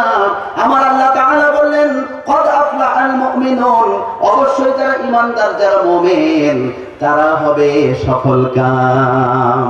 জোরে বলেন সুবহানাল্লাহ। যারা মুমিন তারা সফল কাম। আমার বিশ্বাস আজকের এই কোরআনের মাহফিলে আমরা যারা এসেছি, আমরা সবাই মুমিন। আমরা কি? এবার আল্লাহ তাআলা বলেন আল্লাযীনা হুম ফি সালাতিহিম খাশিউন, ওই সকল মুমিনগণ সফল কাম যারা তাদের নামাজে বিনয়ী এবং বিনম্র, যারা তাদের নামাজে বিনয় নম্র একাগ্র চিত্তে খুশু খুজুর সাথে যারা 5 ওয়াক্ত নামাজ আদায় করে, আল্লাহ পাক তাদেরকে জান্নাতুল ফিরদাউসের মালিক বানিয়ে দেবেন। একটু চিল্লায় বলেন আল্লাহু আকবার। আল্লাহ তাআলা আমাদের প্রিয় নবী হযরত মুহাম্মদুর রাসূলুল্লাহ সাল্লাল্লাহু আলাইহি ওয়াসাল্লামকে বর্তমানে যেই আরবি মাস, এই মাস হলো রজব মাস, এই রজব মাসের 26 তারিখ দিন গত রাত্রি 27 রাত্রিতে আমাদের নবীকে আল্লাহ তাআলা লাইলাতুল মিরাজে ডেকে নিয়েছিলেন। চিল্লায় বলেন আল্লাহু আকবার। নবীজির সাথে আল্লাহর কথোপকথন হলো সর্বশেষ কথা। যখন রাসূল আকরাম সাল্লাল্লাহু আলাইহি ওয়াসাল্লাম আল্লাহর নিকট থেকে বিদায় হয়ে তিনি আবার দুনিয়াতে চলে আসবেন, তখন আল্লাহ তাআলা তার নবীকে বললেন, হাবিব, দোস্ত আমার, বন্ধু আমার, আমি আপনার জন্য এবং আপনার উম্মতদের জন্য কিয়ামত পর্যন্ত আমি তাদের জন্য 5 ওয়াক্ত নামাজের বিধানকে ফরজ করে দিলাম। শুনে রাখুন নবী গো, আপনার উম্মতদের মধ্যে যারা এই 5 ওয়াক্ত নামাজ গুরুত্ব সহকারে আদায় করবে, তাদের আমলনামায় 50 ওয়াক্ত নামাজের সওয়াব দান করা হবে। জোরে বলেন, কয় ওয়াক্তের সওয়াব? 50 ওয়াক্তের সওয়াব। এগুলো আপনাদের জানা নাই কার? সবাই জানেন, কিন্তু জানার পরেও আমল করতে মন চায় না। ফজরের নামাজের ফরজ হলো 2 রাকাত, জোহরের ফরজ হলো 4 রাকাত, আসরের ফরজ 4 রাকাত, মাগরিবের ফরজ 3 রাকাত, আর ইশার ফরজ 4 রাকাত। এই 5 ওয়াক্ত নামাজের মধ্যে ফরজের পরিমাণ হলো 17 রাকাত। চিল্লায় বলেন আল্লাহু আকবার। আল্লাহ রাব্বুল আলামিন আদম এবং হাওয়া আলাইহিস সালাতু ওয়াস সালামকে সৃষ্টি করে জান্নাতের মধ্যে রাখলেন। আল্লাহ তাআলা বলেন, ও আদম, ও হাওয়া, তোমরা জান্নাতের যেখানে ইচ্ছা সেখানে যাও, যা ইচ্ছা তা খাও এবং পান করো। লা তাকরাবা হাযিহিস শাজারাতা ফাতাকুনা মিনাজ জালিমিন। কিন্তু ওই গাছের কাছে ও যেও না, গাছের নিকটবর্তী হয়ও না। ওই গাছের নাম হলো গন্ধম গাছ। হযরত হাওয়া আলাইহিস সালাম ওই গাছের কাছে গেলেন, শয়তানের কুমন্ত্রণায় পড়লেন। তিনি গন্ধম গাছের ফল খেলেন, তার স্বামীকেও খাওয়ালেন। এবার আদম এবং হাওয়া আলাইহিস সালামকে আল্লাহ তাআলা দুনিয়ায় পাঠিয়ে দিলেন। আদমকে সরল দ্বীপে আর হাওয়া আলাইহিস সালামকে জেদ্দায় ফেলে দেওয়া হলো। তারা অপরাধ করেছিলেন মাত্র একটা। এই অপরাধের কারণে 350 বছর পর্যন্ত কান্নাকাটি করেছেন। আল্লাহর দরবারে ডেকে বলেছেন, রব্বানা যালামনা আনফুসানা ওয়া ইল্লাম তাগফির লানা ওয়া তারহামনা লানাকুনান্না মিনাল খাসিরিন। সুদীর্ঘ 350 বছর পর্যন্ত হযরত সাইয়্যিদিনা আবুল বাশার আদম আলাইহিস সালাতু ওয়াস সালাম কান্নাকাটি করেছেন। আল্লাহ তাআলা যখন তাদের তওবা কবুল করলেন, তখন তাদেরকে ঐতিহাসিক আরাফাতের ময়দানে একত্রিত হওয়ার মতো সুযোগ দান করলেন। আদম এবং হাওয়া আলাইহিস সালাম পরস্পরের সাক্ষাৎ পেলেন। যখন আদম আলাইহিস সালাম সুসংবাদ প্রাপ্ত হলেন যে আল্লাহ তাআলা তার তওবা কবুল করেছেন, তখন তিনি আল্লাহ পাকের নিয়ামতের শুকরিয়া আদায় স্বরূপ 2 রাকাত নামাজ আদায় করেছিলেন। যে নামাজ আল্লাহর কাছে এমন পছন্দনীয় হয়ে গেছে, ওই 2 রাকাত নামাজ আখিরি নবী এবং তার উম্মতদের জন্য আল্লাহ তাআলা ফজরের 2 রাকাত ফরজ হিসেবে নির্ধারণ করে দিয়েছেন। সুতরাং আমাদের মধ্যে যারা ফজরের 2 রাকাত ফরজ নামাজ গুরুত্ব সহকারে আদায় করবে, হযরত আদম আলাইহিস সালাম 350 বছর কান্নাকাটি করার পর অবশেষে 2 রাকাত নামাজ আদায় করে যে সওয়াব পেয়েছেন, আল্লাহ তাআলা আমাদের আমলনামায় ওই সমপরিমাণ সওয়াব দিয়ে দিবেন। একটু জবান খুলে বলুন সুবহানাল্লাহ। জোহরের 4 রাকাত ফরজ নামাজ আমরা কেমনে পেলাম? হযরত ইব্রাহিম আলাইহিস সালাম যখন নমরুদের দরবারে তাওহীদের দাওয়াত নিয়ে গেলেন, নমরুদ বড় ক্ষিপ্ত হয়ে গেল। তার বাহিনীদেরকে বলল, অগ্নিকুণ্ড তৈরি করো, অগ্নিকুণ্ডের মধ্যে ইব্রাহিমকে ফেলে দাও। হাত পা বাঁধা অবস্থায় বড় একটা গাছের সাথে বেঁধে ইব্রাহিম আলাইহিস সালামকে যখন আগুনের মধ্যে ফেলে দেওয়া হয়, আল্লাহ তাআলা আগুনকে হুকুম করলেন, কুলনা ইয়া নারু কুনি বারদাও ওয়া সালামান আলা ইব্রাহিম। হে আগুন, তুমি আমার বন্ধু ইব্রাহিমের জন্য আরামদায়ক ঠান্ডা হয়ে যাও। জবান খুলে বলেন সুবহানাল্লাহ। হযরত ইব্রাহিম আলাইহিস সালাম অগ্নিকুণ্ডের মধ্যে নিক্ষিপ্ত হলেন। চারদিকে দাউ দাউ করে জ্বলন্ত আগুন জ্বলছে, কিন্তু আশ্চর্যের বিষয় তার শরীরের একটা অংশ পুড়তেছে না, এমনকি একটা পশম পর্যন্ত আগুনে জ্বালাইতে পারতেছে না। যখন হযরত ইব্রাহিম আলাইহিস সালাম আগুনের মধ্যে নিরাপদ জীবন লাভ করলেন, সঙ্গে সঙ্গে আল্লাহর নিয়ামতের শুকরিয়া আদায় স্বরূপ 4 রাকাত নামাজ আদায় করেছিলেন। যেই নামাজ আল্লাহর কাছে এমন পছন্দনীয় হয়ে গেছে উম্মতে মুহাম্মাদের জন্য, ওই 4 রাকাত নামাজকে আল্লাহ তাআলা যোহরের 4 রাকাত ফরজ হিসেবে নির্ধারণ করে দিয়েছেন। সুতরাং এই 4 রাকাত নামাজ যারা আদায় করবে, আল্লাহ তাআলা তাদের আমলনামায় হযরত ইব্রাহিম আলাইহিস সালাতু ওয়াস সালামের সমপরিমাণ সওয়াব দিয়ে দিবেন। আসলে 4 রাকাত ফরজ নামাজ আমরা কেমনে পেলাম? হযরত মূসা আলাইহিস সালাম তাওহীদের দাওয়াত নিয়ে যখন ফেরাউনের কাছে গিয়েছিল, ফেরাউন বড় ক্ষিপ্ত হয়ে গিয়েছিল, রাগান্বিত হয়ে গিয়েছিল। এমনকি ফেরাউন তার বাহিনীদেরকে বলল, তোমরা আর দেরি করো না, মূসা এবং তার অনুসারীদেরকে এখনই কতল করার উপযুক্ত সময়। সুতরাং তোমরা তাদের চারদিক দিয়ে ঘিরে ফেলো এবং তাদেরকে হত্যা করে ফেলো। যখন মূসা আলাইহিস সালাম এ খবর জানতে পারলেন, তিনি তার অনুসারীদেরকে বললেন, আর দেরি করা যাবে না, আমাদের মিশর ছেড়ে চলে যেতে হবে।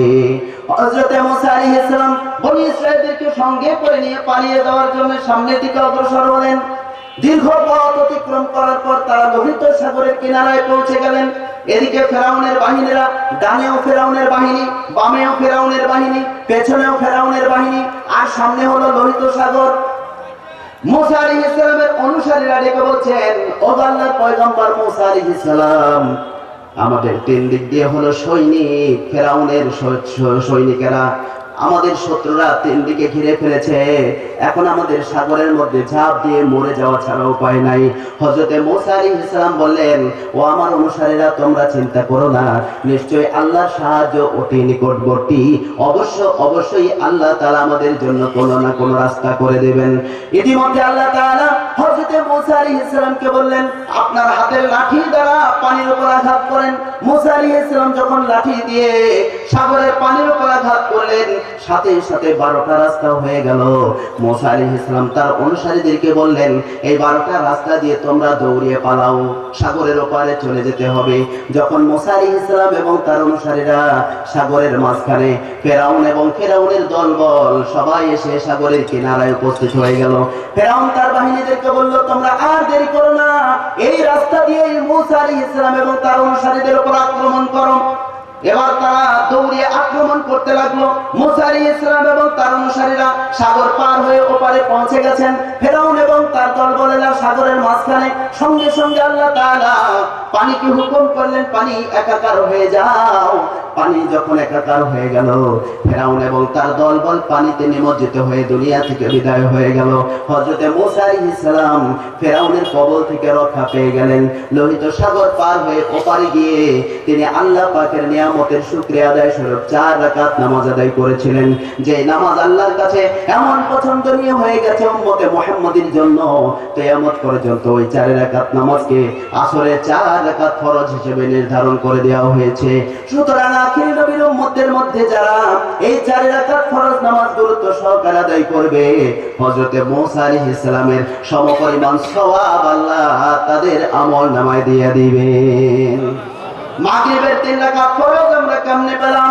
হযরত ঈসা আলাইহিস সালাম যখন তিনি তার অনুসারীদের মধ্যে একটা বিভ্রান্ত লক্ষ্য করলেন, সেটা হলো হযরত ঈসা আলাইহিস সালামের অনুসারীরা তারা বলতে লাগলো, আল্লাহকে তারা ঈশ্বর বলতে লাগলো, মরিয়মকে আল্লাহর স্ত্রী বলতে লাগলো, আর ঈসা আলাইহিস সালামকে আল্লাহর পুত্র বলতে লাগলো। হযরত ঈসা আলাইহিস সালাম তাদেরকে বুঝিয়ে বললেন যে, খবরদার, তোমরা এত সর্বনাশ করো না, এরকম তোমরা আল্লাহর সাথে শিরক করো না। তোমরা আল্লাহকে আল্লাহ বলে স্বীকার করো, আল্লাহর সমকক্ষ আর কেউ নাই। তোমরা আমার মাকে আল্লাহর মেয়ে, আল্লাহর স্ত্রী বলো না, তোমরা আমাকে আল্লাহর পুত্র বলো না। তখন হযরত ঈসা আলাইহিস সালামের অনুসারীরা অত্যন্ত রাগান্বিত হয়ে গেল।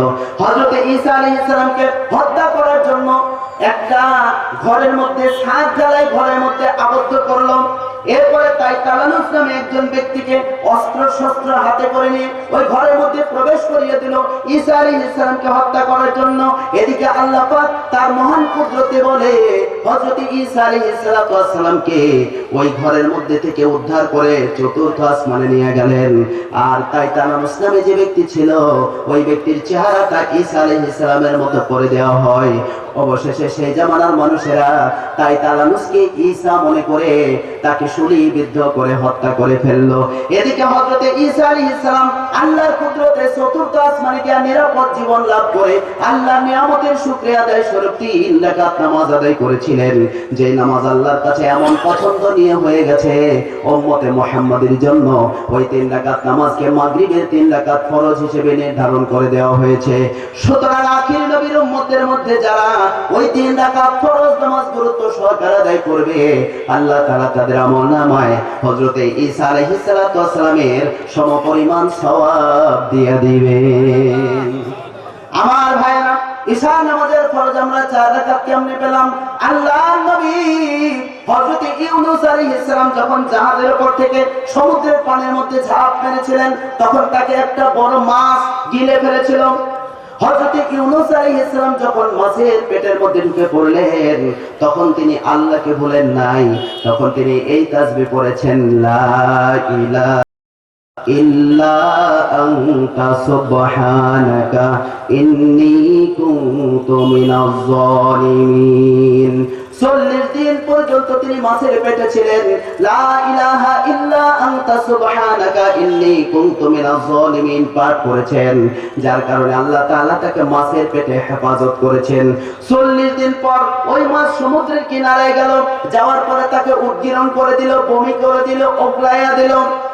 যখন বমি করে দিল হযরত ইউনূস আলাইহিস সালাম তখন শারীরিকভাবে চরম অসুস্থ ছিলেন। এরপরে কিছুদিন পর যখন তিনি সুস্থতা আরোগ্য লাভ করলেন সঙ্গে সঙ্গে আল্লাহর নিয়ামতের শুকরিয়া আদায় স্বরূপ 4 রাকাত নামাজ আদায় করেছিলেন, যে নামাজ আল্লাহর কাছে এমন পছন্দনীয় হয়ে গেছে উম্মতে মুহাম্মাদের জন্য। ওই 4 রাকাত নামাজকে আল্লাহ তাআলা ঈশার 4 রাকাত ফরজ হিসেবে নির্ধারণ করে দিয়েছেন। সুতরাং আখির নবীর উম্মতদের মধ্যে যারা অর্থাৎ আমাদের মধ্যে যারা ঈশার 4 রাকাত ফরজ নামাজ গুরুত্ব সহকারে আদায় করবে আল্লাহ তাআলা তাদের আমলনামায় হযরত ইউনূস আলাইহিস সালামের সমপরিমাণ সওয়াব দিয়ে দিবেন। এইজন্য আমার আল্লাহ বলেন, আল্লাযীনা হুম ফি সালাতিহিম খাশিউন। ওই সকল মুমিনগণ সফল কাম হবে, ওই সকল মুমিনগণ জান্নাতুল ফিরদাউসের মালিক হবে যারা 1 নাম্বার বিনয় এবং নম্রতার সাথে নামাজ আদায় করবে।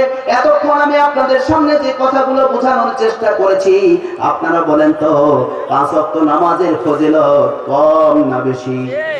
জোরে বলা লাগবে, চিল্লায় বলা লাগবে। বলেন 5 ওয়াক্ত নামাজের ফজিলত, 5 ওয়াক্ত নামাজের সওয়াব কম না বেশি? এখন এই আমল করলে আমাদের লস না লাভ?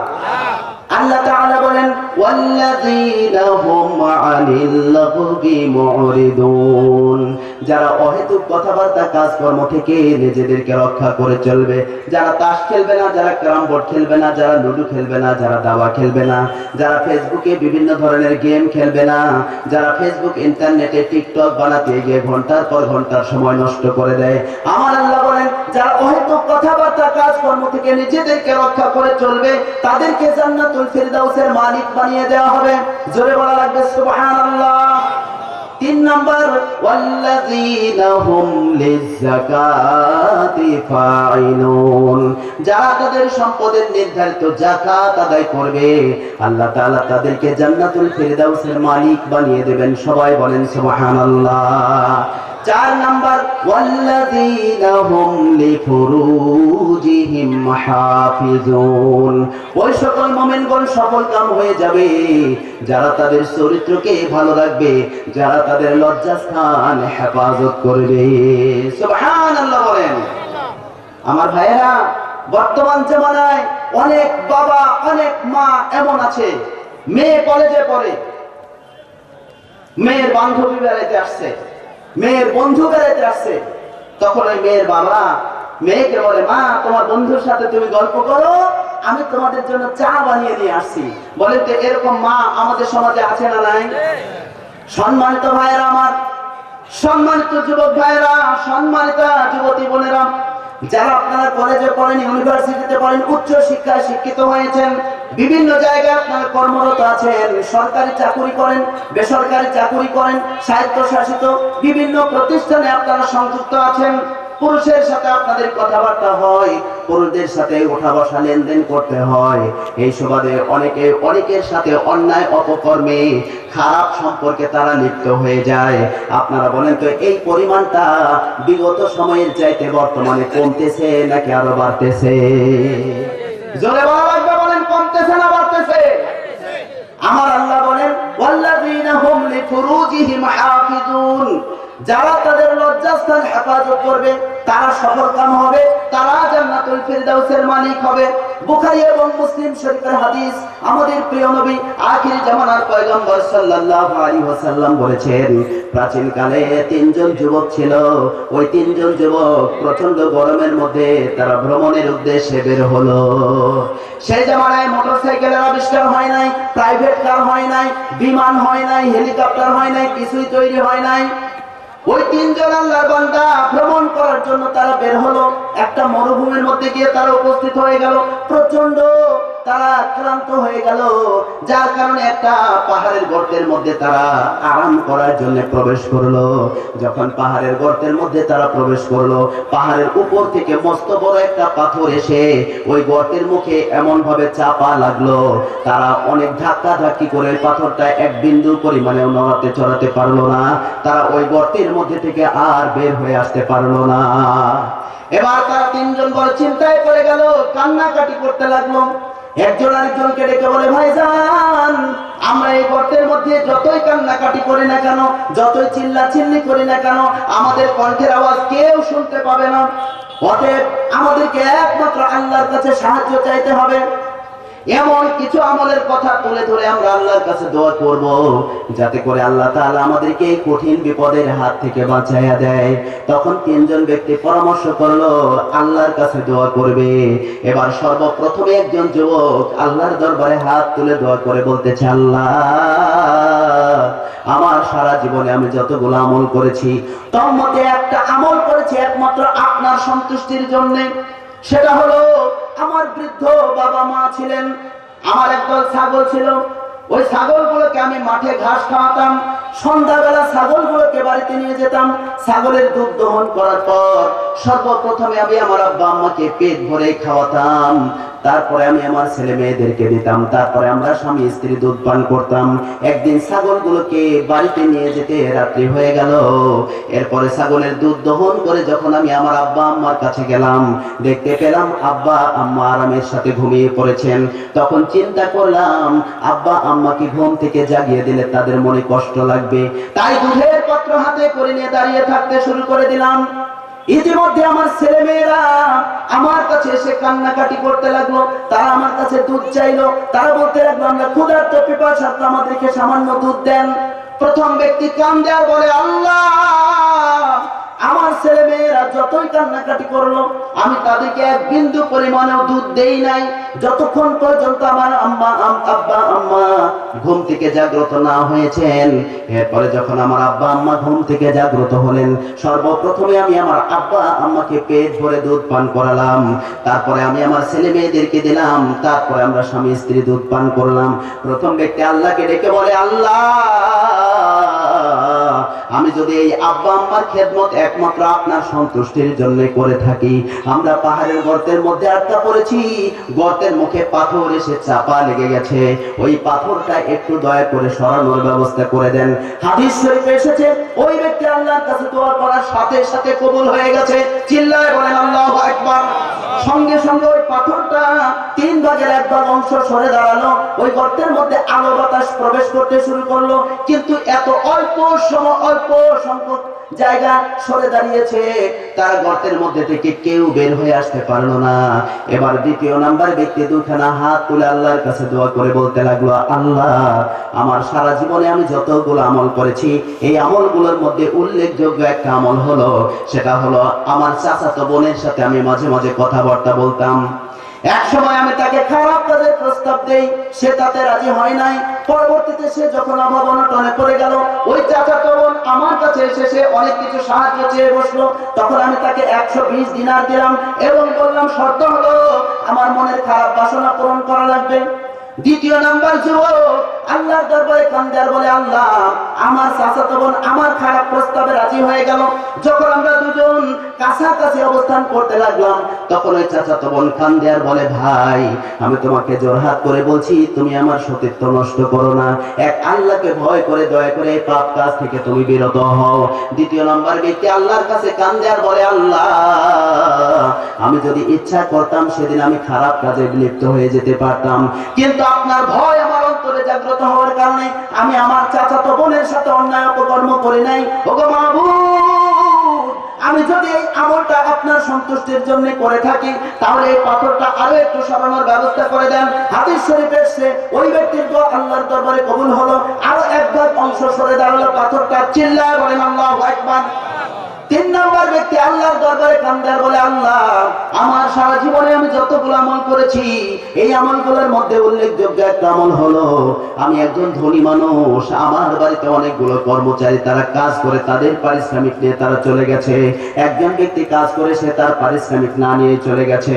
এবার আমি তার ওই পরিশ্রমের টাকা দিয়া ছাগল কিনলাম, ছাগল লালন পালন করতে লাগলাম, ছাগলে বাচ্চা দিতে লাগলো, বর্ধিত হতে লাগলো, ময়দান ভর্তি হয়ে গেল ছাগল দ্বারা। একদিন ওই পাওনাদার লোক আমার কাছে এসে বলল, আমি আপনার কাছে কিছু পারিশ্রমিক পাই, আমার পারিশ্রমিক আমাকে দিয়ে দেন। তখন ওই ব্যক্তি তৃতীয় নাম্বার ব্যক্তি আল্লাহর দরবারে কাঁদতেছে আর বলতেছে, আল্লাহ পাওনাদার লোকটা যখন আমার কাছে এসে তার পাওনা চেয়ে বসলো, আমি তখন বললাম তোমার পারিশ্রমিকের টাকা দিয়ে আমি ছাগল কিনেছিলাম, ওই ছাগল দ্বারা ময়দান পরিপূর্ণ হয়ে গেছে, তুমি যদি ইচ্ছা করো সমস্ত ছাগল নিয়ে যেতে পারো, আর যদি ইচ্ছা করো আমার জন্য কিছু অংশ রেখে যেতে পারো। তৃতীয় নাম্বার ব্যক্তি কান্দে আর বলে, আল্লাহ ওই পাওনাদার লোকটা আমার জন্য একটা ছাগলও রাখলো না, সব ছাগলগুলো সে নিয়ে গেছে। ওগো মাবুদ, এই আমলটা যদি একমাত্র আপনার সন্তুষ্টির জন্য করে থাকি তাহলে এই পাথরটা সম্পূর্ণরূপে সরানোর ব্যবস্থা করে দেন। হাদিস শরীফে আছে ওই ব্যক্তির দোয়া আল্লাহর দরবারে কবুল হয়ে গেল, পাথরটা সম্পূর্ণ অংশ সরে দাঁড়ালো। ওই তিনজন যুবক গর্তের মধ্যে থেকে অনায়াসে বাহিরে বের হয়ে আসলেন। একটু চিল্লায় বলেন আল্লাহু আকবার। এই হাদিস দ্বারা বুখারী এবং মুসলিম শরীফের এই হাদিস দ্বারা আমরা স্পষ্ট বুঝতে পারলাম তিন ব্যক্তির দোয়া আল্লাহর দরবারে সরাসরি কবুল হয়। এক নম্বর হলো পিতামাতার খেদমত করেনেওয়ালা ব্যক্তি, দুই নাম্বার যাদের চরিত্র ভালো তাদের দোয়া আল্লাহর দরবারে কবুল হয়, তিন নাম্বার যারা আমানতের রক্ষা করেন তাদের দোয়া আল্লাহর দরবারে কবুল হয়। এখন যারা তাদের চরিত্রটাকে বিসর্জন দিয়ে দিচ্ছে, কলেজে ইউনিভার্সিটিতে বিভিন্ন জায়গায় একজন আরেকজনের সাথে মোবাইলে আপনার ফেসবুকে ইন্টারনেটে বিভিন্ন ভাবে যোগাযোগ করতে গিয়া যারা তাদের চরিত্র নামক সম্পদটা নষ্ট করে দেয়, আপনারা বলেন তো তাদের দোয়া আল্লাহর দরবারে কবুল হবে এর কি কোনো গ্যারান্টি আছে? আপনার আব্বা মারা গেছে, আপনার মা মারা গেছে, আপনার দাদা মারা গেছে, আপনার দাদি মারা গেছে, যদি আপনি চরিত্রহীন হন, আপনার চরিত্র যদি খারাপ হয়, আপনি দু চোখের পানি ফেলে ফেলে আল্লাহর দরবারে কাঁদবেন, আপনার দোয়া আল্লাহর দরবারে কবুল হবে এর কোনো গ্যারান্টি নাই। জোরে বলেন গ্যারান্টি আছে? আর যার চরিত্র ভালো হবে, এই হাদিস দ্বারা স্পষ্ট প্রমাণিত, চরিত্রবান ব্যক্তি যদি বাবার জন্য দোয়া করে, মায়ের জন্য দোয়া করে, দাদার জন্য দোয়া করে, দাদির জন্য দোয়া করে, আল্লাহর দরবারে দোয়া কবুল হয়ে যাবে। একটু জবান খুলে বলুন সুবহানাল্লাহ। একটু মুহাব্বতে জিকির করেন লা ইলাহা, মুহাব্বতে লা ইলাহা ইল্লাল্লাহ, লা ইলাহা ইল্লাল্লাহু মুহাম্মাদুর রাসূলুল্লাহ। জবান খুলে বলা লাগবে, বলেন সুবহানাল্লাহ। আমার আল্লাহ তাআলা জান্নাত তৈরি করেছেন 8টা। জোরে বলেন জান্নাত কয়টা? জান্নাতুল আদন, জান্নাতুল খুলদ, জান্নাতুল নাঈম, জান্নাতুল মাওয়া, দারুস সালাম, দারুল কারার, দারুল মাকাম, ফিরদাউস। এই যে 8টা জান্নাত, 8টা জান্নাতের মধ্যে সবচেয়ে দামি হলো জান্নাতুল ফিরদাউস। আল্লাহ তাআলা 7টা জাহান্নাম তৈরি করেছেন, জাহান্নাম, লাযা, হুতামা, সাইর, সাকার, জাহিম, হাবিয়া। এই 7টা জাহান্নামের মধ্যে হাবিয়া হলো সবচেয়ে গভীর, সবচেয়ে বড় আযাব হবে হাবিয়া নামক দোজখে। আল্লাহ তাআলা যে 8টা জান্নাত তৈরি করেছেন, এই 8টা জান্নাতের মধ্যে সবচেয়ে দামি জান্নাতের নাম হলো জান্নাতুল ফিরদাউস। ওই জান্নাতুল ফিরদাউসের মালিক তারা হবে যারা তাদের লজ্জাস্থান হেফাজত করবে, অর্থাৎ যাদের চরিত্র ভালো হবে। একটু জোরে বলুন সুবহানাল্লাহ। যাদের চরিত্র ভালো হবে তারা কোথায় যাবে? জান্নাতে।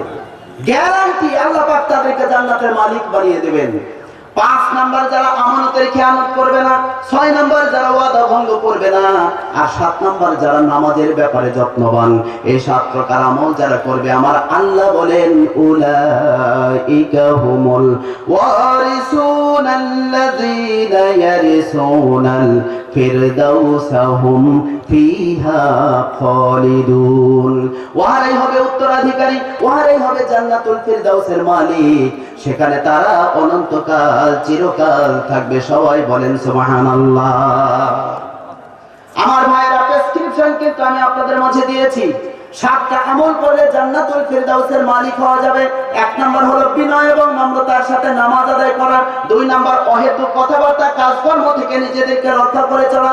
3 নাম্বার সম্পদের যাকাত দেওয়া। 4 নাম্বার লজ্জাস্থানের হেফাজত করা। 5 নাম্বার আমানতের খেয়ানত না করা। 6 নাম্বার ওয়াদা ভঙ্গ না করা। আর 7 নাম্বার নামাজের ব্যাপারে যত্নবান হওয়া। এই 7 প্রকার আমল যারা করবে, আল্লাহ তাআলা তাদেরকে জান্নাতুল ফিরদাউসের মালিক বানিয়ে দিবেন। সকলে একটু আওয়াজ দেয়া বলেন সুবহানাল্লাহ। ভাইজান, ফেরাউনের মেয়ের খাদেমার কোলে থাকা দুধের বাচ্চা শিশু সন্তান আল্লাহর কুদরতে কথা বলেছে, মনে আছে আপনাদের? এই পৃথিবীর জমিনে আরো 5 জন শিশু যারা আল্লাহর কুদরতে মায়ের কোলে থেকে কথা বলেছেন। ওই 5 জন শিশু কারা কারা, তাদের বিষয়ে যদি আমি 10-15 মিনিটের মধ্যে আপনাদের মধ্যে আলোচনা করি, আপনারা কি শুনবেন নাকি রাগ করবেন? শুনবেন তো ইনশাআল্লাহ। সম্মানিত ভাইরা আমার, পবিত্র কোরআনুল কারীম আমার হাতে। এই কোরআনুল কারীমে একটা সূরা আছে, যে সূরাটার নাম হলো সূরা আল বুরুজ। এই সূরা আল বুরুজের ব্যাখ্যায় এসেছে আসহাবে উখদুদের একটা ঘটনা। প্রাচীন কালে একজন বাদশা ছিল, যে ছিল জালেম। ওই জালেম বাদশার আমলে একজন জাদুকর বসবাস করত। ওই জাদুকর বাদশার কাছে আবেদন পেশ করে বলল, বাদশা, আমি তো অতি বৃদ্ধ হয়ে গেছি, যে কোনো মুহূর্তে আমি মারা যেতে পারি, যে কোনো মুহূর্তে আমি মারা যেতে পারি। আমি জাদুবিদ্যার শিক্ষা গ্রহণ করেছি, এই জাদুবিদ্যা আমি শিক্ষা দিয়ে যেতে চাই। এমন একজন বালককে আপনি আমার কাছে প্রেরণ করেন। বাদশা তখন একজন বালককে নিযুক্ত করে প্রেরণ করলেন জাদুকরের কাছে জাদুবিদ্যা শিক্ষা গ্রহণ করার জন্য। ওই বালকটা জাদুকরের কাছে যায়, জাদুবিদ্যা শিক্ষা গ্রহণ করে। দীর্ঘদিন অতিবাহিত হয়ে গেল। ওই জাদুকরের কাছে যেতে যে রাস্তা, ওই রাস্তার পাশে একজন আলেম ব্যক্তি বসবাস করতেন, যেই আলেম এক আল্লাহর প্রতি ঈমান এনেছিল। একদিন বালক ওই আলেমের কাছে গেলেন। আলেম আবার বালককে বললেন, বালক রে, তুমি এক আল্লাহর প্রতি ঈমান আনো, বলো লা ইলাহা ইল্লাল্লাহ। বালক এক আল্লাহর প্রতি ঈমান আনলো। ওই আলেম বালকটাকে আল্লাহর বাণী শিক্ষা দিলেন।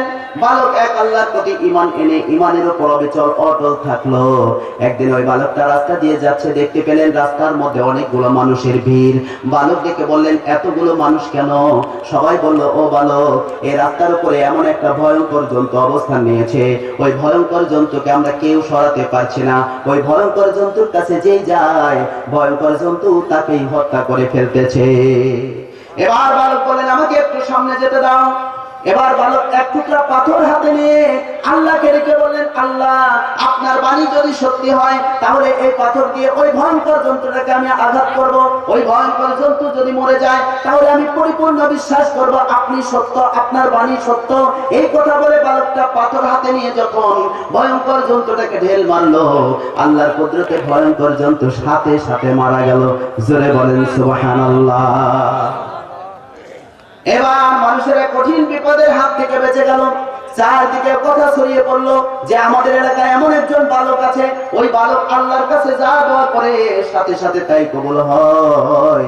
তখন কাজ করা মানুষেরা ওই বালকের কাছে আসলো, বলতে লাগলো, বালক রে, একটু আল্লাহর কাছে দোয়া করে দাও, আল্লাহ যেন আমার মাথায় চুল গজানোর ব্যবস্থা করে দেন। বালক বললেন, আমি আপনার জন্য দোয়া করতে পারি, তবে শর্ত হলো এক, আল্লাহর প্রতি ঈমান আনা লাগবে। যখন এই ব্যক্তি আল্লাহর প্রতি ঈমান আনতো, সাথে সাথে বালক আল্লাহর কাছে ডেকে বলতেন, আল্লাহ আপনার এই বান্দার মাথায় আপনি চুল গজানোর ব্যবস্থা করে দেন। সাথে সাথে ওই ব্যক্তির মাথায় চুল গজিয়ে যেত। কুষ্ঠরোগে আক্রান্ত ব্যক্তি এসে বলতো, বালক রে, একটু আল্লাহর কাছে দোয়া করো, আল্লাহ যেন আমার কুষ্ঠরোগ ভালো করে দেয়। বালক বলতেন, আল্লাহর প্রতি ঈমান আনো, তাহলে দোয়া করব। কুষ্ঠরোগে আক্রান্ত ব্যক্তি আল্লাহর প্রতি ঈমান আনতো, বালক আল্লাহর কাছে দোয়া করে দিত, সাথে সাথে কুষ্ঠরোগ ভালো হয়ে যেত। জোরে বলেন সুবহানাল্লাহ। জন্ম থেকে অন্ধ মানুষ এসে বালকের কাছে দোয়া চাইতো। এবার বালক ডেকে বলতেন, আপনি এক আল্লাহর প্রতি ঈমান আনেন। যখন ওই জন্ম থেকে অন্ধ মানুষ আল্লাহর প্রতি ঈমান আনতো, বালক আল্লাহর কাছে দোয়া করে দিতেন, সাথে সাথে দোয়া কবুল হয়ে যেত। জন্ম থেকে অন্ধ মানুষ চোখ ফিরে পেত, চোখ ভালো হয়ে যেত। যে জালেম বাদশা ছিল, জালেম বাদশা তার একজন কর্মচারী ছিল, রাষ্ট্রীয় কাজে বিভিন্ন কাজে সহযোগিতা করত। ওই ব্যক্তি ছিল জন্ম থেকে অন্ধ। যখন জানতে পারলো আমাদের দেশের অমুক নামে বালক আল্লাহর কাছে যা দোয়া করে তাই কবুল হয়, তখন ওই কর্মচারী অনেকগুলো স্বর্ণ মুদ্রা, অনেকগুলো রৌপ্য মুদ্রা নিয়ে বালকের কাছে গেল। বালকের কাছে গিয়ে বলল, বালক রে, তুমি একটু আল্লাহর কাছে দোয়া করে দাও, আল্লাহ যেন আমার দুইটা চোখ ভালো করে দেয়, আমি তোমার জন্য স্বর্ণ মুদ্রা, রৌপ্য মুদ্রা এনেছি। তখন বালক ডেকে বললেন, আমার স্বর্ণ মুদ্রার দরকার নাই, রৌপ্য মুদ্রার দরকার নাই, আপনি যদি আল্লাহর প্রতি ঈমান আনেন তাহলে আমি আপনার জন্য দোয়া করতে পারি। ওই রাষ্ট্রীয় কর্মচারী জন্ম থেকে অন্ধ লোকটা এক আল্লাহর প্রতি ঈমান আনলো। সাথে সাথে বালক আল্লাহর কাছে দোয়া করে বলল, আল্লাহ আপনার এই বান্দার দুইটা চোখ ভালো করে দেন। দোয়া করাও শেষ, চোখ দুইটা ভালো হয়ে গেল। চিল্লায় বলেন আল্লাহু আকবার। কর্মচারী এবার চলে আসলো রাজদরবারে। হঠাৎ করে ওই জালেম বাদশা যখন রাজদরবারে উপস্থিত, কর্মচারীর দিকে নজর পড়ার সাথে সাথে হতভম্ব হয়ে গেল। কর্মচারীকে ডেকে বলল, রে কর্মচারী, আমি জানি তুমি জন্ম থেকে অন্ধ, কিন্তু তোমার দুইটা চোখ ভালো হয়ে গেল, কেমনে ভালো হলো আমি জানতে চাই। তখন ওই কর্মচারী ডেকে বলল, বাদশা, আপনি যে বালকটাকে জাদুকরের কাছে জাদুবিদ্যা শিক্ষা গ্রহণ করার জন্য পাঠিয়েছেন, ওই বালকের কাছে গিয়েছি, বালক এক আল্লাহর প্রতি ঈমান আনার কথা বলেছেন, আমি আল্লাহর প্রতি ঈমান এনেছি, বালকটা আল্লাহর কাছে দোয়া করে দিয়েছে, সাথে সাথে আমার দুইটা চোখ ভালো হয়ে গেছে। এবার বাদশা রেগে গেল। বাদশা তার বাহিনীদেরকে বলল, রে আমার বাহিনীরা, ওই বালকটাকে গ্রেফতার করে রাজদরবারে নিয়ে আসো। বালকটাকে গ্রেফতার করে রাজদরবারে নিয়ে আসা হলো। বাদশা বালককে ডেকে বলল, রে বালক, তুমি এক আল্লাহর প্রতি ঈমান এনেছো, এই এলেমটা তুমি পাইলে কোত্থেকে? তখন বালক বলতেছে, আমি জাদুকরের কাছে যে রাস্তা দিয়ে যেতাম, ওই রাস্তার পাশে একজন আলেম ব্যক্তি বসবাস করতেন, আমি ওই আলেমের কাছে গিয়েছি, তার কাছ থেকে আমি বিদ্যা শিক্ষা গ্রহণ করেছি। তিনি আমাকে এক আল্লাহর প্রতি ঈমান আনয়ন করার পদ্ধতি শিক্ষা দিয়েছেন, আমি তার নিকট থেকে আল্লাহর বাণী শিক্ষা গ্রহণ করেছি। এবার বাদশা তার বাহিনীদেরকে বললো, ওই আলেমকেও ধরে নিয়ে আসো রাজদরবারে। এবার রাজদরবারে ধরে নিয়ে আসা হলো তিনজনকে। চিল্লায় বলেন কয়জনকে? রাজ কর্মচারী, বালক আর হলো আলেম।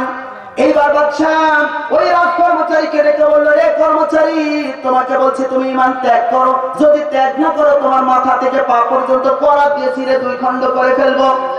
কর্মচারী ডেকে বলল, আল্লাহি, আল্লাহর শপথ করে বলছি, আমি যে আল্লাহর প্রতি ঈমান এনেছি, আমার জীবন যদি চলেও যায় যাবে, কিন্তু আমি ঈমান ত্যাগ করব না। বাদশা এবার তার বাহিনীদেরকে বলল, বাহিনীরা ওই রাজ কর্মচারীর মাথা থেকে পা পর্যন্ত করাত দিয়ে চিরে তাকে শহীদ করে দিল। জোরে বলেন নাউজুবিল্লাহ। এবার বাদশা ওই আলেমকে ডেকে বলল, রে আলেম, তুমি যে আল্লাহর প্রতি ঈমান এনেছো, ঈমান ত্যাগ করো, যদি ঈমান ত্যাগ না করো তাহলে তোমাকে মাথা থেকে পা পর্যন্ত করাত দিয়ে ছিঁড়ে দুই খণ্ড করে ফেলবো। ওই আলেম ব্যক্তি ঈমান ত্যাগ করলেন না। বাদশা হুকুম করলো, সাথে সাথে ওই আলেম ব্যক্তির মাথা থেকে পা পর্যন্ত করাত দিয়ে ছিঁড়ে দুই খণ্ড করে ফেলা হলো। জোরে বলেন নাউজুবিল্লাহ। এবার বাদশা বালককে ডেকে বললো, বালক রে, তোমাকে বলছি তুমি ঈমান ত্যাগ করো, যদি ঈমান ত্যাগ না করো তোমাকেও কিন্তু ওদের মতোই হত্যা করা হবে। বালক ডেকে বলতে লাগলেন, বাদশা, আমার জীবন যদি চলেও যায় যাবে, কিন্তু আমি যে আল্লাহর প্রতি ঈমান এনেছি, ওই ঈমান থেকে আমি বিন্দু পরিমাণেও বিচ্যুত হব না। এবার বাদশা তার বাহিনীদেরকে বললো, রে বাহিনীরা, তোমরা এই বালকটাকে ধরো, পাহাড়ের উপর নিয়ে যাও, পাহাড়ের সর্বোচ্চ চূড়ায় নিয়ে ধাক্কা মেরে তাকে ফেলে দিয়ে হত্যা করো। বালকটাকে ধরে নিয়ে যাওয়া হলো পাহাড়ের উপরে, সর্বোচ্চ চূড়ায় করে নিয়ে গিয়ে যখন বালকটাকে ধাক্কা মেরে ফেলে দেওয়া হবে, ইতিমধ্যে ওই বালক আল্লাহর কাছে দোয়া করে বলল, আল্লাহ, যে জালেমেরা আমাকে হত্যা করার জন্য এসেছে, এই জালেমদের হাত থেকে দয়া করে আপনি আমাকে বাঁচান। সঙ্গে সঙ্গে পাহাড়ের মধ্যে ভূমিকম্প শুরু হয়ে গেল। যারা ওই বালককে হত্যা করতে গিয়েছিল সবাই পাহাড় থেকে পড়ে মারা গেল। ওই বালকটাকে আল্লাহ হেফাজত করলেন। বালকটা হাঁটতে হাঁটতে রাজদরবারে হাজির হয়ে গেল। আল্লাহু আকবার। রাখে আল্লাহ, মারে কে? বাদশা এবার বড় চিন্তায় পড়ে গেল, বালকটাকে মারা যাচ্ছে না। এইবার বাদশা তার বাহিনীদেরকে বলল, ওই বালকটাকে ধরো, ধরে একটা নৌকার উপরে উঠায় সমুদ্রের মধ্যে নিয়ে যাও, গভীর পানির মধ্যে বালকটাকে ফেলে দাও, যাতে করে বালকটাকে সমুদ্রের বড় বড় মাছে যেন গিলে খেয়ে ফেলে দেয়। ওই বালকটাকে ধরে যখন নদীর মধ্যে নিয়ে যাওয়া হলো, সাগরের মধ্যে নিয়ে যাওয়া হলো, ইতিমধ্যে ওই বালক আল্লাহর কাছে সাহায্য চেয়ে বলল, আল্লাহ, এই জালেমদের হাত থেকে দয়া করে আমাকে বাঁচান। সঙ্গে সঙ্গে আল্লাহর দরবারে দোয়া কবুল হয়ে গেল। যারা ওই বালককে মারতে গিয়েছিল সবাই মারা গেল। ওই বালকটা অনায়াসে আবার রাজদরবারে এসে হাজির হয়ে গেল। চিল্লায় বলেন আল্লাহু আকবার। আমার মনে হয় আপনারা রাগ করতেছেন, তাই না? আলোচনা থামিয়ে দেবো না চলবে? আমার সম্মানিত ভাইরা, আমার মুরব্বী বাবাজিরা, আমার মা বোনের একটু কথাগুলো মনোযোগ দিয়ে শোনা লাগবে। এবার বাদশা বালককে ডেকে বলতে লাগলো, বালক রে, তুমি যতই চেষ্টা করো না কেন তুমি বাঁচতে পারবে না, তোমাকে আমি কতল করেই ছাড়বো। এবার বালক ডেকে বলতে লাগলো, বাদশা, আমাকে আপনি কোনো ক্রমেই মারতে পারবেন না, তবে আমি আপনাকে একটা পরামর্শ দিচ্ছি, যদি সেই পরামর্শ অনুযায়ী কাজ করেন তাহলে আমাকে মারতে পারবেন, নতুবা আমাকে মারা সম্ভব হবে না। এবার বাদশা ডেকে বলল, রে বালক, এমন কি পরামর্শ যেই পরামর্শ অনুযায়ী কাজ করলে আমি তোমাকে মারতে পারবো? তখন বালক ডেকে বলতে লাগলো, বাদশা, আপনি আপনার গোটা রাজ্যের সমস্ত মানুষদেরকে ঘোষণা করে দেন, তারা যেন একটা বিশাল ময়দানে একত্রিত হয়। যখন হাজার হাজার মানুষ এক জায়গায় জমায়েত হবে, তখন একটা উঁচু জায়গায় একটা শুলি মঞ্চ তৈরি করে আমাকে হাত পা বেঁধে আমার তীরদানি থেকে একটা তীর নেয়া, ওই তীর ধনুকের সাথে লাগিয়ে বিসমিল্লাহির রাব্বিল গোলাম বলে নিক্ষেপ করবেন। ওই তীরটা এসে যদি আমার গলায় বিদ্ধ হয় তাহলে আমি মরে যাব, নতুবা আমাকে মারা যাবে না। বাদশা এবার তাই করলো, হাজার হাজার মানুষকে একটা জায়গায় জমায়েত করলো। এবার ওই বালকটাকে একটা উঁচু জায়গায় শুলি মঞ্চ তৈরি করে ওই বালকের তীরদানি থেকে একটা তীর নেয়া ধনুকের সাথে লাগিয়ে ওই বালকের গলা লক্ষ্য করে বিসমিল্লাহির রাব্বিল গোলাম বলে যখন তীর নিক্ষেপ করলো, ওই তীরটা এসে বালকের কানের নিচে গলার মধ্যে ফুটে পড়লো। সাথে সাথে বালক আল্লাহর নাম উচ্চারণ করতে করতে শহীদ হয়ে গেল। চিল্লায় বলেন আল্লাহু আকবার। যখন বালকটা আশ্চর্যজনক ভাবে মৃত্যুবরণ করলো, সাথে সাথে ওই ময়দানে যতগুলো মানুষ ছিল সবাই বলল, এই বালক যেই আল্লাহর প্রতি ঈমান এনেছে, আমরাও সেই আল্লাহর প্রতি ঈমান আনলাম। জোরে বলেন সুবহানাল্লাহ। একসাথে হাজার হাজার মানুষ ঈমান গ্রহণ করলো। চিল্লায় বলেন আল্লাহু আকবার। যখন হাজার হাজার মানুষ ঈমান আনলো, বাদশার রাগ আরো বেড়ে গেল। বাদশা এবার তার বাহিনীদেরকে বলল, মানুষ চলাচলের যে রাস্তা আছে ওই রাস্তার পাশে দিয়ে যে গভীর গভীর গর্ত খনন করো, গর্তের মধ্যে হাজার হাজার মন খড়ি ঢেলে দাও, দাও দাও করে আগুন জ্বালিয়ে দাও, এবং যারা ঈমান এনেছে তাদেরকে দলে দলে ধরে ধরে আগুনের মধ্যে ফেলে দিয়ে হত্যা করো।